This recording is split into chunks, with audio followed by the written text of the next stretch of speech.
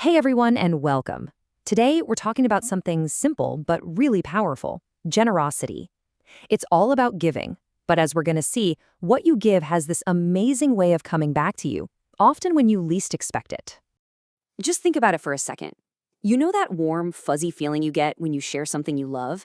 Maybe a snack or just a good laugh with a friend? Well, that feeling, that's the heart of what we're digging into today. All right, so let's get right into it. First things first, what does it really mean to be generous? You might think it's just about giving gifts, but trust me, it's so much more than that. So here's the official definition, and it's pretty simple. But listen up, because this next part is the most important piece of the puzzle. It's about giving freely, your time, your help, your stuff, without expecting anything in return. That right there, that's the secret sauce. You know, generosity doesn't just pop up out of nowhere. It's really built on a few other amazing things. First, you got selflessness, which is just about putting someone else's needs before your own for a moment. Then there's kindness. Simple things like a smile or a nice word that can totally change someone's day. And finally, gratitude. It's funny, but when you're truly thankful for what you have, you just naturally want to share it. But, hearing about it is one thing. Seeing it in action is another. So let's jump into a great story that shows exactly how this works. It's the tale of two men, Mahmud and Raj, and it's a perfect example of how one small act of kindness can start a huge ripple effect. So picture this, a small, cozy village, and in this village lives a man named Mahmud, and everyone knew him for one thing: his incredibly kind and generous heart.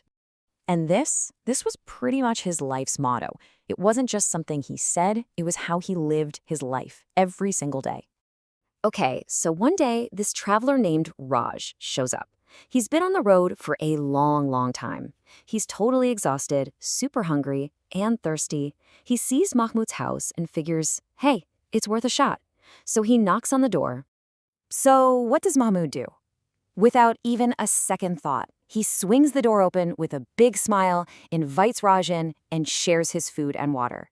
And Raj, he is just blown away by the kindness from a complete stranger. And that simple act, just sharing a meal, it opened up a door to something even better. They started talking and realized they both loved telling stories. They ended up talking for hours. And just like that, a friendship was born. And Muhammad's generosity didn't even stop there. When it was finally time for Raj to hit the road again, Muhammad packed him a bag of food to make sure he'd be okay for the rest of his trip. But wait, the story isn't over yet. Not by a long shot. Because now, the tables are about to turn. Let's see what happens when Mahmud is the one who needs a little help, and how that one good deed comes back around. So, months go by, and then disaster strikes.